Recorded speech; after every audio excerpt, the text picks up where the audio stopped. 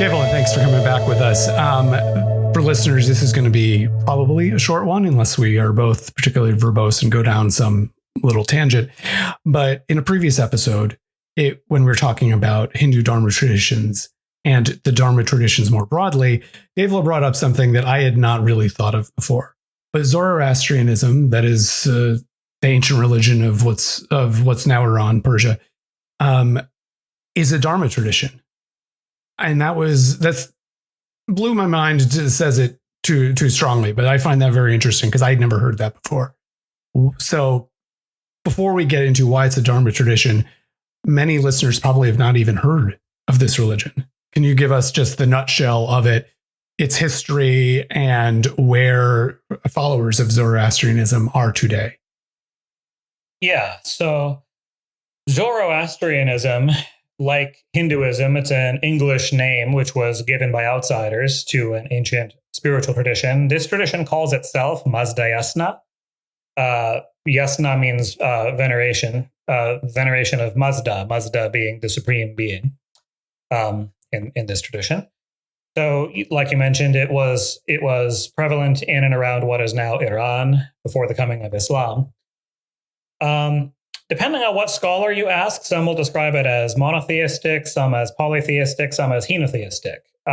It involves the veneration of many sacred beings who are all in service of one supreme being, Ahura Mazda. Many sources will claim that it was founded by Zarathustra. It was heavily influenced by him. He was an ancient, majorly important teacher. Zarathustra's Pitama was his name. He was a priest. He was actually from the Atharvan priest clan, which is very well known in the Vedic tradition. The Atharva Veda is named after the same clan. He largely systematized a broad body of older traditions being practiced by the Arya tribes in what is now Iran and added a lot to it. But it wouldn't be exactly accurate to say that he founded Mazda Yasna because they were venerating Ahura Mazda in Iran long before his time. It became the predominant tradition of a succession of major empires, Persian empires, through the Achaemenids and the last being the Sassanids, which were destroyed by Islamic invasion, and Mazda Yasna was brutally persecuted.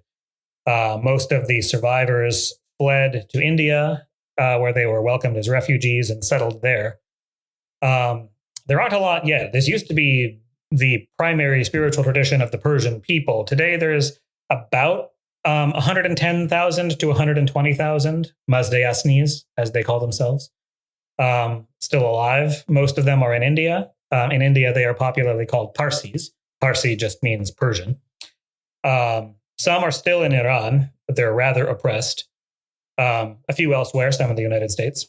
So then let's get to the nut of it. How is this a Dharma tradition? Yeah. So it's one of the two major Arya traditions, the other being the Vedic tradition. Okay, hold on. But before we get down that, let's unpack the word Arya. I know we've done this in other episodes. There's an All About Hinduism episode where I went into this, but so we have it all in one place here.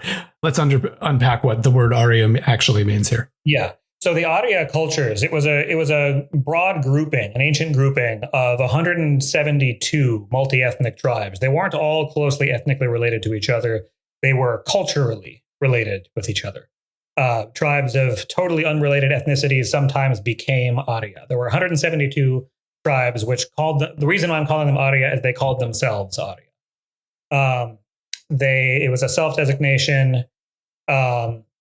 They had a lot of tribal confederations spread widely across Southwest and South Asia. They spread there were prominent Arya tribes ruling areas in as far as Syria and Turkey, and all through India. The Mitanni, or the ones I'm talking about, who are that far west in Syria and Turkey, venerating Vedic devas, who you would recognize right out of the Rig Veda, way back in like the 15th, 16th century BCE. The same as they were, or some of the same, at least, devas that Aryas in India at the same time were venerating. and all the way through the territory in between, including what is now Iran. They were kind of proto-capitalists. They were very pragmatic and had a kind of build bigger societies, more sophisticated societies mindset. They didn't move into a territory and try to kick everybody else out or to convert them. They made treaties. They figured out ways to work with people in a way that led to building up cities and tribal confederations and larger kingdoms. That was kind of their mindset. And it was a very winning formula. They built broad societies that were very successful for a long time and left gigantic influence to this day across that entire territory. Their two big spiritual traditions were the western half of them, roughly, west of the Sindhu River, kind of being the approximate dividing line, were the Mazdayasnis, who got called Zoroastrians, and their empires turned into Persia. And then there were the Vedic Aryas, roughly east of the Sindhu River, who became the Vedic traditions that led into what gets called Hinduism. One of the major influences into what got lumped into Hinduism. They came out of shared ancestry, and the parallels between the two are extensive and very detailed. You can clearly tell that they came from the same ancestry, some of the same clans, most notably the Atharvan clan, who members of this same clan, which was a very priestly clan. Some of the Atharvans composed the Atharva Veda.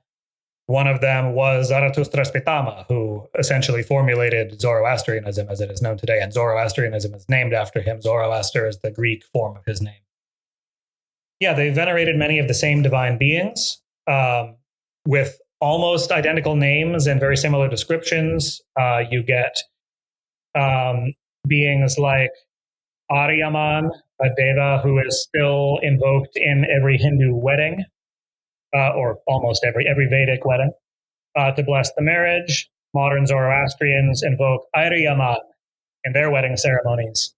In the same role, you get the Hindu well-known personification of death is Yama, son of Vivasvan. In the Mazdayasna, it's Yima, son of Vivanhant. And the stories about them are the same, that they were the first mortal to die. It says that in the Atharva Veda. It also says that in the Avesta, which is the main sacred poetic composition of Mazdayasna, and became rulers of the realm of the dead afterwards. You get like the smith divinity, Tvashtra in the Vedas, Twareshta in Mazdayasna. I could go on listing tons of these. Yeah. It seems like, I'm not a linguist, but it seems like there are some vowel shifts and just letter swaps that's what you've got about. Yeah. And it's not just about like matching up pantheons of deities. Like if you go to a Zoroastrian temple today, well, many of them won't let you in. If you're not a Zoroastrian, a few will. But if you were to see what they're doing in there, they're doing fire ceremonies in which they venerate the supreme being, Ahura Mazda, and then these other beings called Yazatas. Yazata means worthy of veneration.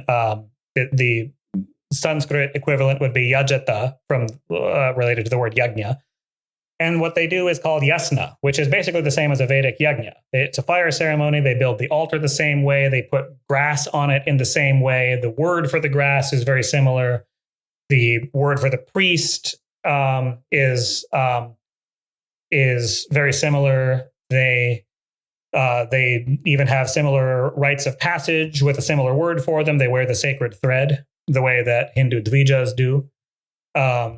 They make similar offerings into the fire, chanting mantras. They call them matras.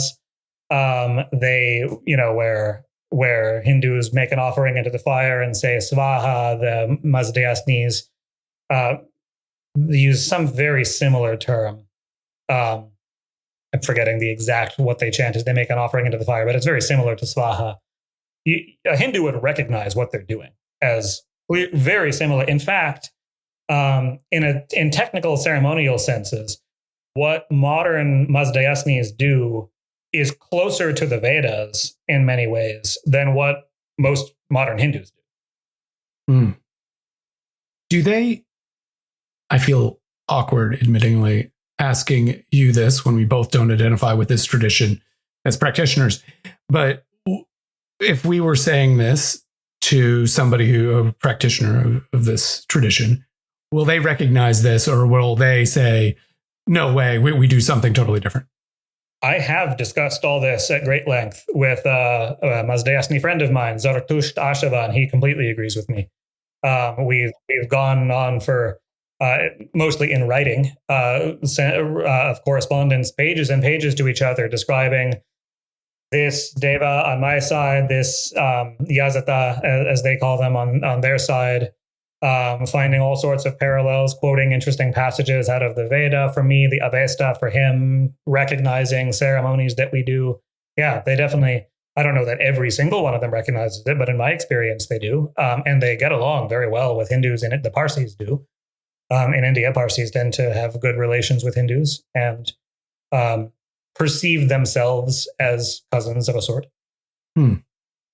How then did I not know this? How did I imagine 9 out of 10, if not more, Hindus that you stop on the street not know this? Not know this level of detail. Obviously, I knew about the Parsis and I knew some of this history, but I never conceived of it as, oh, this is a Dharma tradition. I always said, this is the traditional religion of Persia. And I knew some of what you talked about ancient tribes, but I didn't, and I knew there was a good deal of overlap, but I never thought of it as a Dharma tradition. Yeah. The Western scholarship, most Western scholarship of Zoroastrianism really does not frame it this way.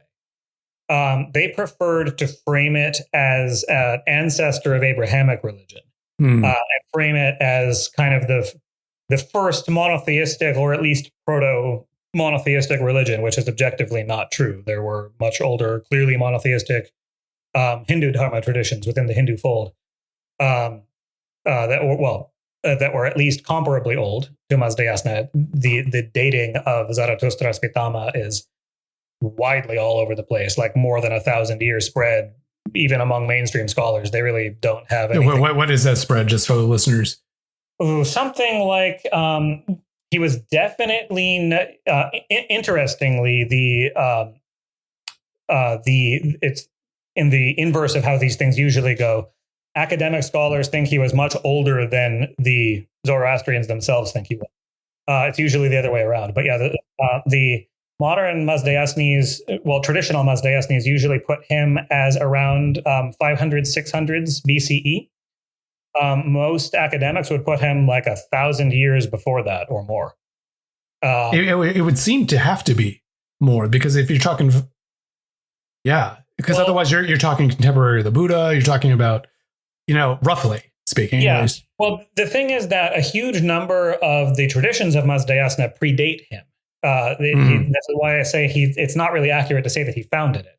He was a big reformer, a big systematizer, and a lot of their sacred poems, he wrote a lot of new sacred poems that they use, but they were doing most of this stuff long before he came along. And indeed, it wasn't, it was never like Hinduism. Zoroastrianism was never standardized. There were people in the west parts of Persia who were venerating different deities than the ones in the east parts of Persia. They sometimes had conflicts or arguments with each other. Some of them followed the instructions of Zarathustra, but even well after his time, some of them didn't, but practiced other older forms of it. It had not reached any sort of solidified form, even still when the Muslims marched in and shattered the whole thing. But yeah, so I think that in part people don't know a lot about it because there's so few of them. People just don't study them much because it's become such a tiny minority religion now, even in India.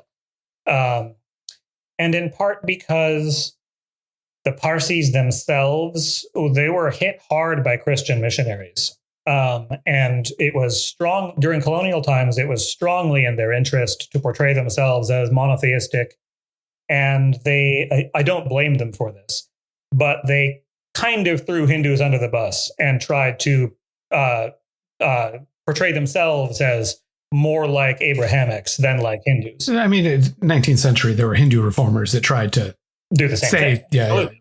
Yeah. I don't hold that against Parsis at all. It makes perfect strategic sense to protect their community at the time, and their community was already endangered. They were bleeding people to the aggressive missionaries badly. It makes perfect sense why they did that.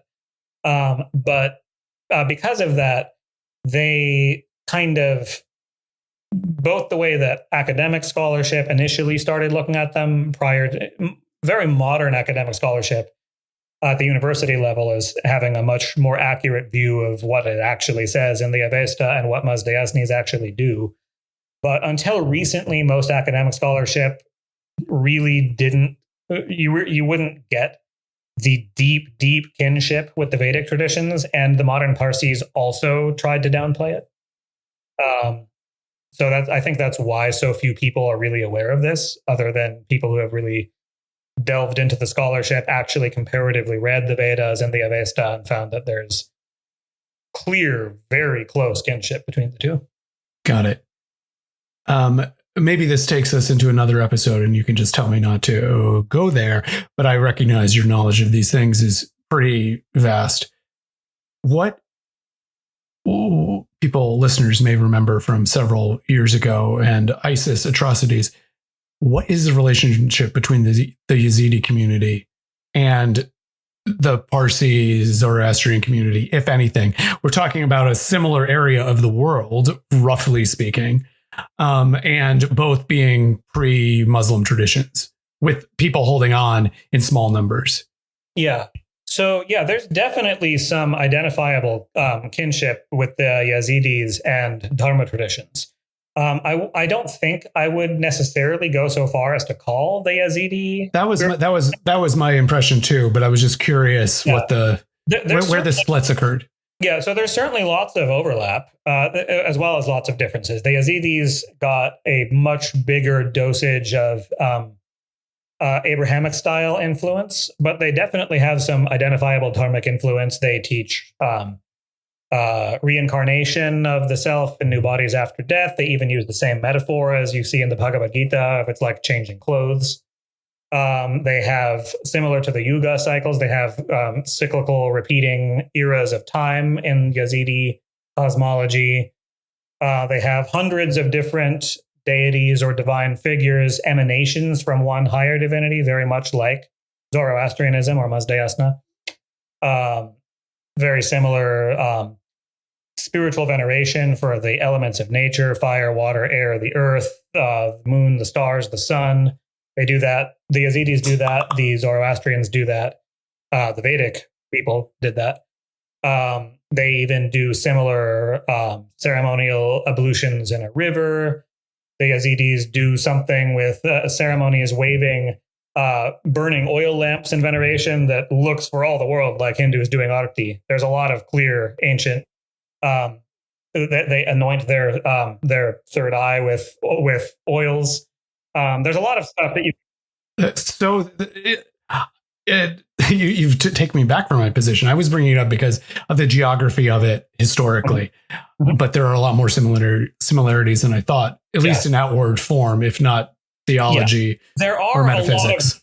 There's a lot of differences, and the differences I think show up more in their philosophical underpinnings for the Yazidis. It's their philosophical cosmology. I mean, given some exceptions, such as divinity being sacred and immanent to the elements of nature and reincarnation and so on. But a lot of the other stuff is much more, at least of the Yazidi tradition in its modern form, which has undergone many centuries of heavy Abrahamic influence. It's based a lot more closely on a model of Abrahamic prophet style religion than on it resembles that often more than Dharma traditions, but it clearly has a lot of influence from both. Okay. Well, okay. Interesting tangent, but let's bring it back for one final question on the topic of this episode. When when did the split, as it were, occur between early Hindu Dharma traditions and Zoroastrianism? Because you mentioned that, some of the elements of yajna and use of fire in ceremony is more closely held in outside of the Hindu Dharma traditions. We see that. When did that split occur, and why? And just give that for readers. No one's going to read this. Listeners, there we go. Yeah. There